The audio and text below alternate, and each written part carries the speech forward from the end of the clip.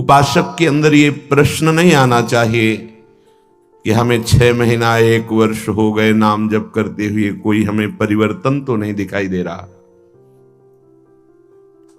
1 महीना अगर हम नाम जप कर रहे हैं या 1 वर्ष नाम जप कर रहे हैं तो ये सत चिंतन है। सत चिंतन कभी व्यर्थ नहीं होता। तुम्हें पता नहीं है कि तुम्हारे कितने अशुभों का नाश कर चुका है नाम, यदि वास्तविक आप जप रहे हैं। संचित कर्मों को पहले भस्म करता है नाम। इसीलिए नवीन उपासक को यह अनुभव नहीं होता कि नाम का फल क्या है, क्या आनंद है, क्या दुख मिटता है। इसलिए प्रार्थना है आप अपने अज्ञान के कारण कहीं नाम जपना ना छोड़ दे कि जब से नाम शुरू किया हमें कोई लाभ नहीं दिखाई दे रहा, हमें नौकरी नहीं मिल रही, हमारा काम नहीं बन रहा, हमारे दुख नहीं मिट रहे और दुख बढ़ रहे हैं। ऐसा आपको माया अनुभव कराएगी। पर आपको दृढ़ विश्वास रखना है सदगुरुदेव के वचनों में, शास्त्र वचनों में, संतवाणी में। इसी विश्वास के सहारे हम अध्यात्म बल से युक्त हो जाते हैं। नहीं तो जब हम नाम जप करते हैं तो सबसे पहला काम नाम का होता है गोदाम में आग लगाना। जो हमारे संचित कर्मों का शुभ अशुभ गोदाम है उसको भस्म करता है। अब ये बात पता नहीं है तो वो वर्तमान में तत्काल फल देखना चाहता है कि हम नाम जप किए तो हमारी सारी कामनाओं की पूर्णता हो ही जानी चाहिए। नहीं, नाम जप का फल क्या हुआ, वो ऐसा सोचता है।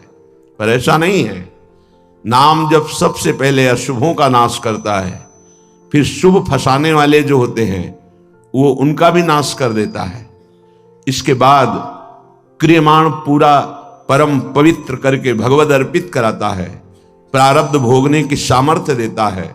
फिर आनंद का ऐसा उन्माद होता है, आनंद की ऐसी उत्तम अवस्था होती है जो वाणी से वर्णन नहीं की जा सकती। आप धैर्यवान बने, उत्साह पूर्वक नाम का जप, नाम का कीर्तन, नाम का चिंतन करें। परिणाम बहुत मंगलमय होगा। थोड़ा धीरज रखें, थोड़ा विश्वास करें। न एक एक नाम आपको उठा रहा है, अभी आपको समझ में नहीं आएगा। जब आपके पाप नष्ट हो जाएंगे, हृदय निर्मल होने लगेगा, तब आपको समझ में आएगा। मेरा मन प्रियाजू की कृपा से इस प्रेम रस में आविष्ट हो गया है। अब मेरे लिए वृंदावन से उत्तम कोई नहीं, क्योंकि वृंदावन ने मुझे प्रियाजू प्रदान किया, प्रियाजू के चरणों का प्रेम प्रदान किया, राधा नाम प्रदान किया। अब किसी की कोई मर्यादा नहीं। प्रेम की अपनी स्वयं की मर्यादा है कि वो किसी की मर्यादा नहीं रखता। प्रीति न काहू की कान विचार, ये प्रेम है। प्रीति की रीति रंगीलो ही जाने। अगर प्रेम का सही रूप कोई जानता है तो प्रभु श्री कृष्ण जानते हैं। इसलिए वो मर्यादा पुरुषोत्तम के रूप में जब अवतरित हुए तो एक एक मर्यादा का पालन। और जब लीला पुरुषोत्तम प्रेमावतार श्री कृष्ण चंद्रजू, तो महाराज की लीलाओं को समझना सदगुरु की चरण शरण में बैठकर ही हो सकता है। जो रसिक हैं, जो लाडली लाल के रस में डूबे हुए रसिक सदगुरुदेव हैं, उनके चरणों के समीप बैठकर ही इनकी लीला समझ सकते हैं। नहीं, इनकी लीला बड़े बड़े मुनियों के लिए भी अगोचर ही है। न देवैर ब्रह्मादेर न खलु हरि भक्तैर न सुहृदा। ये स्वयं बाके हैं, इनकी लीला भी बाकी है। ये बाके की बाकी लीला को जिसका कहीं कुछ बाकी नहीं रह गया वही समझ सकता है। कोई भी चाह, कोई भी लालसा यदि बाकी है तो बाके की लीला को नहीं समझ सकता। जिसका हृदय समस्त कामनाओं से, इच्छाओं से रहित हो चुका है और प्रेम रस का रसिक हो गया है, वो इनकी लीलाओं को जानता है। श्रीपाद कह रहे, ये मैंने इसलिए कहा कि मेरा मन श्यामा श्याम के प्रेम में अब प्रवेश कर गया है और ये प्रेम पंचम पुरुषार्थ है। तो उपासक को बड़ी कृपा यदि वृंदावन धाम आने को मिले, आश्रय मिले, वास करने को मिले, उसमें विशिष्ट कृपा के सत्संग मिल जाए। सत्संग से हमारे समस्त संशयों का नाश हो जाता है और हृदय दृढ़ हो जाता है कि अब मैं मुक्त होना चाहता हूं। जीवन मुक्त महापुरुषी प्रेम में प्रवेश होता है, ध्यान रखना। प्रेम रस तभी प्राप्त होता है, पहले प्रेम जीवन मुक्त करता है। तत्वबोध कराता है। सर्वान वस्तु तया निरीक्ष परम स्वाराध्य बुद्धिर्मम, जो उपनिषद कहते हैं सर्वम खलमिदम ब्रह्मणे नानास्ति किंचन, इसका पहले बोध होता है, फिर प्रेम रस प्राप्त होता है। जीवन मुक्त करके विदेह स्थिति से फिर वो प्रेम प्रदान करते हैं। जैसे पांचों भूले देह शुद्धि, ये विदेह स्थिति है, तब छठे भावना रास की, तब वो भावना में प्रवेश करता है। इतनी ऊंचाई हम अपने साधन बल से नहीं प्राप्त कर पाते, ये गुरु कृपा बल से। तभी कहा है रे मन रसकन संग बिन रंच न उपजे। एक साधारण बिना साधन जानने वाले को भी प्रिया जो मिल गए, क्यों? क्योंकि सीधे रसिक कृपा और आसक्ति मेरी लाडली मेरी प्रिया जो, वो दुनिया के शास्त्रों का परिचय नहीं जानता, सिद्धांतों का परिचय नहीं जानता, बस उसके हृदय में एक बात बैठ गई, मेरी प्रिया जो, मेरी स्वामिनी, मेरी प्राण प्रिय सखी लाडली जो, बात बन गई। ये जन्म बंधन से कर्म बंधन से मुक्त होना बहुत कठिन विषय, बहुत कठिन। जब शास्त्रों का स्वाध्याय करो तब पता चलता है। तभी कहते हैं भगवत प्राप्ति अत्यंत कठिन, पर वो गलत शब्द है। भगवत प्राप्ति अत्यंत सरल। संसार का राग, शरीर का राग छोड़ पाना बड़ा कठिन, इसीलिए परिणाम को वो कठिन बोल देते हैं। परिणाम को कठिन बोलने से घाटा हो जाएगा, हम डर जाएंगे कि हम भगवत प्राप्ति नहीं कर पाएंगे। हमें उत्साह रखना है कि भगवत प्राप्ति बहुत सरल है। कठिन है शरीर संसार का राग छोड़ना, और इसकी जिम्मेवारी है गुरुदेव की। बस आप उनके कथनानुसार चले तो शरीर और संसार के राग का नाश हो जाएगा। परमार्थ का स्वरूप कल के सत्संग में वर्णन किया गया कि उपासक चाहे वो गृहस्थ हो या विरक्त, यदि इस मार्ग में उन्नति प्राप्त करना चाहता है तो किसी के स्वभाव या कर्म की ना तो प्रशंसा करे और ना निंदा करे। क्यों? जब वो गलत कर रहा है तो निंदा क्यों ना करें? तुम क्रिया को देख रहे हो लेकिन पावर को नहीं देख रहे। पावर गोविंद है उसमें, सामर्थ्य गोविंद है उसमें। उपासक उपास्य देव को देखता है, क्रियाओं को नहीं देखता। बोले नहीं, बहुत गंदा आदमी, उससे हम भगवान कैसे मान सकते हैं? तो गंदा उसकी क्रिया को लेकर के है, लेकिन परम कारण तत्व जो बैठा है वो निर्विकार, चेतन, अमल, सहज सुख राशि, उसको क्यों नहीं देखा? तुम क्रिया देखने वाले संसारी नहीं हो, तुम तत्व का दर्शन करने वाले भगवत भक्त हो, उपासक हो, जिज्ञासु हो। जैसे है हम छाया को देखकर, कल ध्यान कीजिए सत्संग का, छाया को देखकर भ्रम हो जाता है कोई है क्या? ठूंठ को देखकर भ्रम हो जाता है भूत है क्या? रस्सी या टायर को देखकर हमें भ्रम हो जाता है ये सर्प है क्या? पर वहां कुछ नहीं होता, वो ठूंठ है, वो रस्सी है, वो आपकी छाया है। ठीक ऐसे ही पूरे संसार में आपके सिवा कुछ नहीं है। सच्ची माने आपको भ्रम होगा, कैसे ऐसे हो सकता है? जैसे स्वप्न में आपके मन के सिवा कुछ नहीं था, तो उसमें दुश्मन भी थे, मित्र भी थे, भोग भी था, ना जाने क्या क्या था, पर जब जगे तभी वो झूठा समझ में आया ना।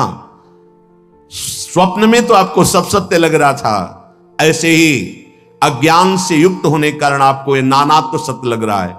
स्त्री पुरुष, अच्छा बुरा, नीच उत्तम मध्यम, ये आपको लग रहा है। श्री भगवान कह रहे हैं बहुत गूढ़ प्रसंग है। अगर आज का प्रसंग समझ लेंगे तो प्रियाजू के चरणों में लिपट जाएंगे कि मेरे बस की बात नहीं। ध्यान से सुनिएगा। आत्मैव तदिदं विश्वम सृज्यते सृजति प्रभु। बहुत सुंदर विषय। भगवान ने अपने आप से अपने आप का सृजन किया है, दूसरा कुछ नहीं। आत्मैव तदिदं विश्वम सृज्यते सृजति प्रभु। त्रायते त्राति विश्वात्मा ह्रियते हरितीश्वरः। उसने अपने आप से अपने आप को बनाया। त्रायते त्राति विश्वात्मा ह्रियते हरितीश्वरः, और अपने आप से अपने आप की रक्षा की, पालन किया। और फिर ह्रियते हरितीश्वरः, फिर अपने आप से अपना संहार किया। यह है सत्य विषय। उद्धव तस्मान्नहात् बनोन्यस्मा दन्यो भावो निरूपितः निरूपितेयं त्रिविधा निर्मूला भातिरात्मनि इदं गुणमयं विद्धि त्रिविधम मायया कृतम। इसलिए उद्धव तुम सच्ची बातें समझो, मैं अपने आप से अपने आप को रचा, अपने आप से अपने आप का पालन किया और अपने आप से अपने आप का संहार कर लूंगा। किसको दोष दर्शन दें, किसकी निंदा करें, किसकी प्रशंसा करें? कोई दूसरा हो तब ना।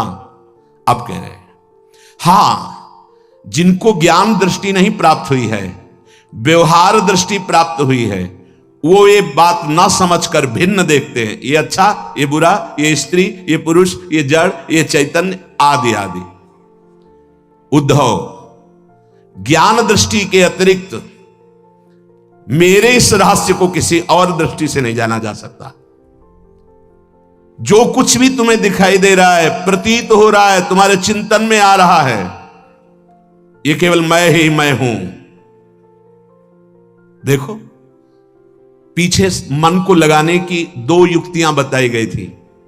आपका मन जहां जहां जा रहा है वहां भगवान देखने की चेष्टा करे। वो वस्तु, वो व्यक्ति, वो पदार्थ, वो श्री भगवान ही हैं। क्योंकि जब पहले सृष्टि नहीं थी तो श्री भगवान थे। भगवान ने अपने आप में सृष्टि रची तो सब कुछ भगवान है, और जब समेट लेंगे तो केवल भगवान बचेंगे। तो जहां जहां मन जाए, जिस वस्तु, व्यक्ति, स्थान में, उस श्री भगवान को देखिए कि ये वस्तु, ये व्यक्ति, ये स्थान मेरे आराध्य देव बने हुए। दूसरी बात कही गई थी, जहां जहां मन जाए वहां से हटा के अपने लक्ष्य में लगाइए। बार बार मन को ऐसा करने से वो मन लक्ष्य में लग जाएगा, स्थिर हो जाएगा। अनिर्वचनीय मैं ही सब रूपों में स्वयं विराजमान हूं। इसलिए मेरी सृजन लीला देखकर, मेरी पालन स्थिति लीला देखकर और मेरी संहार लीला देखकर मेरा भक्त विचलित नहीं होता, क्योंकि मैं ही मैं स्वयं का सृजन, पालन और संहार कर रहा हूं।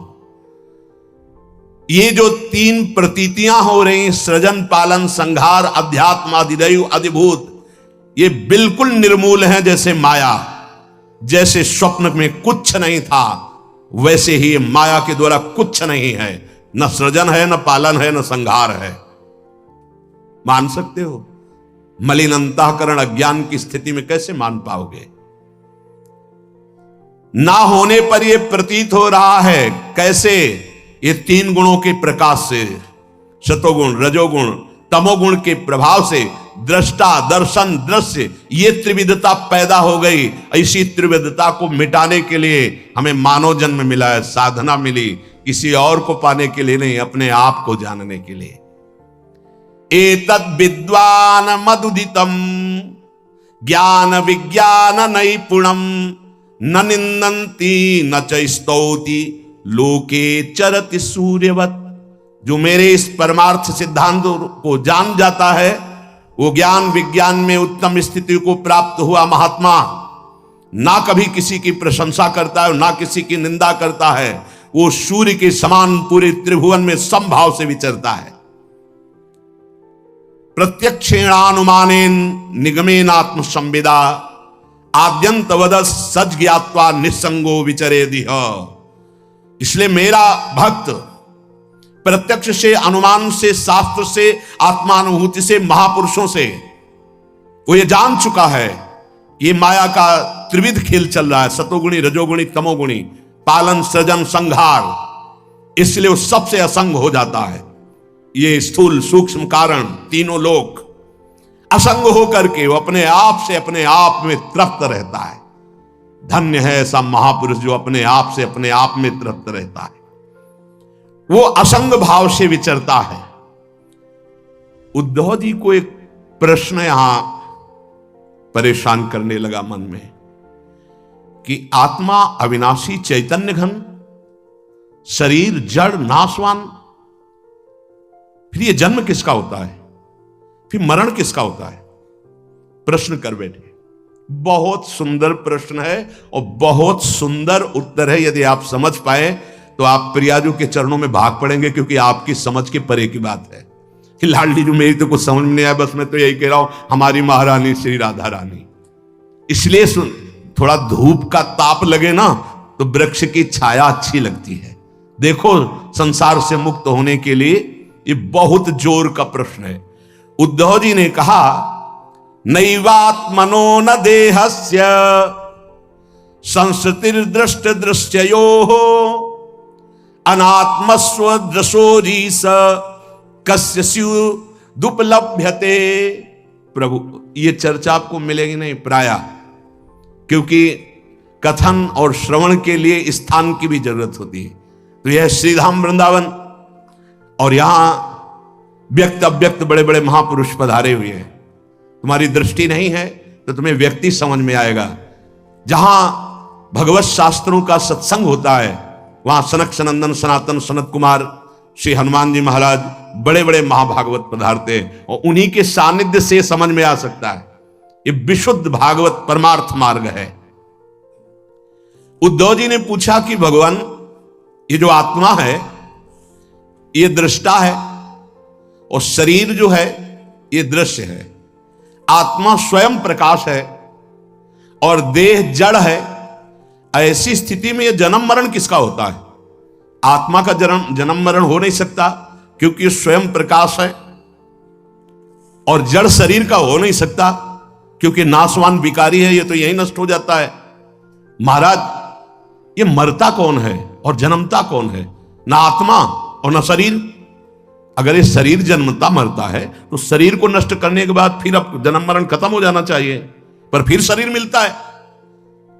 आत्मा को हो नहीं सकता, क्योंकि स्वयं प्रकाश निर्विकार चैतन्य घन। तो ये होता किसको है जन्म मरण? इसका होना उपलब्ध है कि होता है जन्म मरण, तभी होता किससे है भगवान? हे जगत गुरु, आप हमारे संशय की निवृत्ति करें। आत्मा व्ययो गुणः शुद्धा स्वयं ज्योतिरनावृतः अग्निवद्दारुवच्चिद्देहा कस्येह संसृति। नाथ, आपकी कृपा से इतना तो पता चला है कि आत्म तत्व अविनाशी है, प्राकृत अप्राकृत गुणों से रहित है, शुद्ध स्वयं प्रकाश है, कोई भी आवरण उसे ढक नहीं सकता। शरीर विनाशी है, साकार है, अशुद्ध है, आत्मा से प्रकाशित है और आवृत है माया के गुणों से। प्रभु, आत्मा तेज स्वरूप प्रकाशमान, शरीर काठ की तरह अचेतन, फिर ये जन्म मृत्यु संसार किसको प्राप्त होता है? कौन है जो बार बार जन्मता है मरता है? श्री भगवान उवाच यावद्देहेन्द्रिय प्राणै रात्मनः सन्निकर्षणम् संसारा फलवास्तावद पार्थो अविवेकिनः। भगवान श्री कृष्ण ने कहा, प्रिय उद्धव, बहुत तुमने विशुद्ध परमार्थ के स्वरूप का प्रश्न किया है। यद्यपि इस संसार का ज्ञान में कोई अस्तित्व नहीं है, अज्ञान के कारण यह भास रहा है। पर ध्यान देने योग्य बात, जब तक ये देह का अभिमानी है, मैं स्त्री मैं पुरुष, मैं ये देख रहा हूं, मैं खा रहा हूं, मैं बोल रहा हूं, इंद्रियों का अभिमानी है, प्राणों का अभिमानी है, तब तक आत्मस्वरूप जो निर्विकार सच्चिदानंदमय है, इस भ्रांति के कारण बार बार जन्म और मरण को प्राप्त होता रहता है।